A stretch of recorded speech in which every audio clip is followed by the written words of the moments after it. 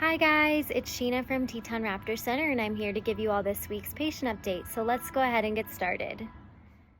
First up this week is a juvenile common raven. This fledgling was found as an orphan in Etna, Wyoming, and no parents around, in a field with no nests, no trees, no signs of other birds. So we are hoping to reunite him with a new raven family since he's perfectly healthy. Here are some photos of him in an enclosure, and you can see there's a mirror behind him because while they're this young, they're very impressionable and we want to get him used to being around other birds. You can see when we feed him that we actually use a raven puppet, and we've completely covered our faces, our hands, and our bodies so that they don't grow up and learn to expect food from humans. It's really common for people to find young birds on the ground at this time of the year because they haven't fully grown in all of their flight feathers yet, but they're still too big to be in the nest. So they have this sort of awkward phase of life where they're often found on the ground and people think that they're in need of rescuing, when in reality, the parents are typically nearby and are still caring for their young, but will actually stop caring for their young if there are too many people or dogs or other pets in the area.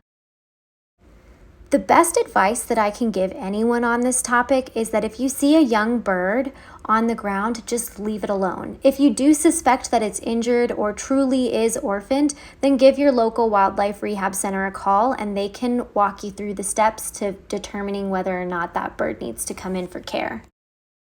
Next up is American Kestrel 613, and this is a completely healthy fledgling kestrel that was actually abducted from her parents in Idaho Falls, Idaho. So what happened here is that a concerned citizen found the bird in a parking lot on the ground and dropped it off with the Idaho Game and Fish Department and didn't provide any information of where it came from or who dropped off the bird in the first place. Because we don't know where she came from, we actually can't reunite her back with her family. But this bird is at the age where she definitely is too old to be in her nest, and she's also too small to be flying around right now.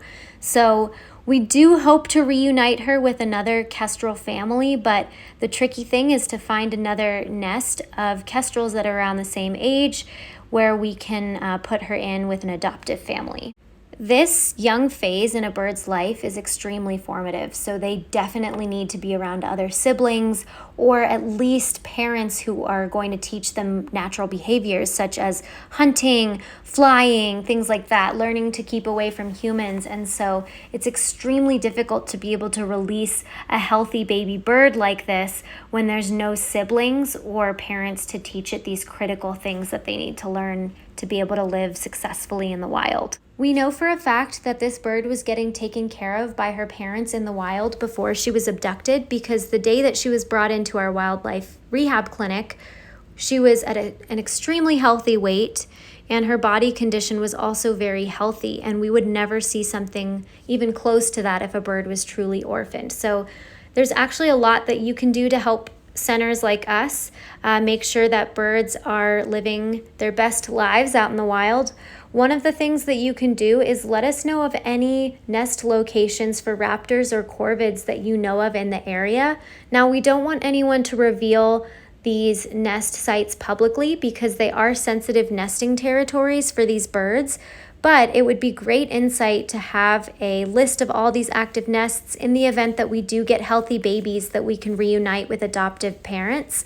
So if you know of a healthy bird nest in your area, please let us know by emailing us at raptors@tetonraptorcenter.org. Let's move on to our adult birds and away from our baby birds for a little bit. So here we've got RedTailed 610, and this bird was found emaciated right here in Jackson, Wyoming. He's actually recovering in the ICU since he was really weak and his body temperature was really low when we found him. He's also receiving several small meals a day so that we can start boosting his weight. And he's already self-feeding now, and we plan on moving him out of the ICU after the weekend.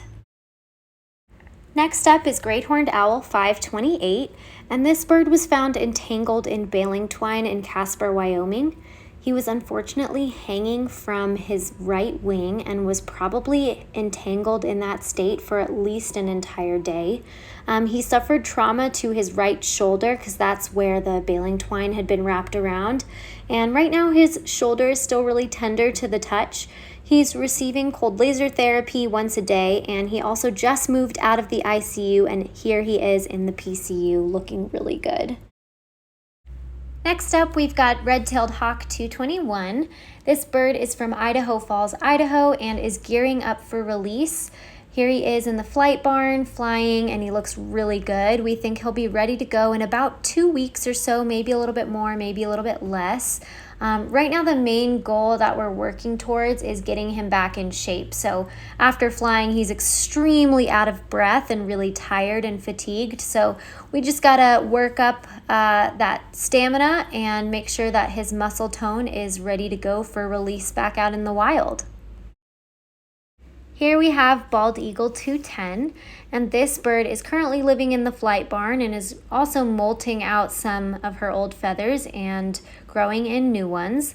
Once all those new feathers come in, we'll begin more intensive flight conditioning. Remember, this was the bird that was initially admitted from a car strike that broke her humerus, so we're not entirely sure if she'll ever be flighted again, but we are definitely going to give it our all and see what she can do once we have her in a bigger space. Last but not least is Golden Eagle 29, and he's undergoing flight conditioning every day. His strength is increasing every day, and we're planning on getting him released very soon.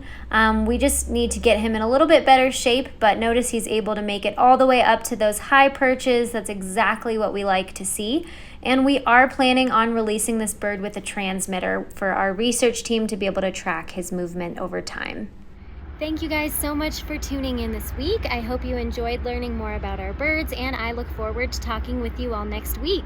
You can do your part to help keep wild birds wild by checking out our website at tetonraptorcenter.org and making a donation.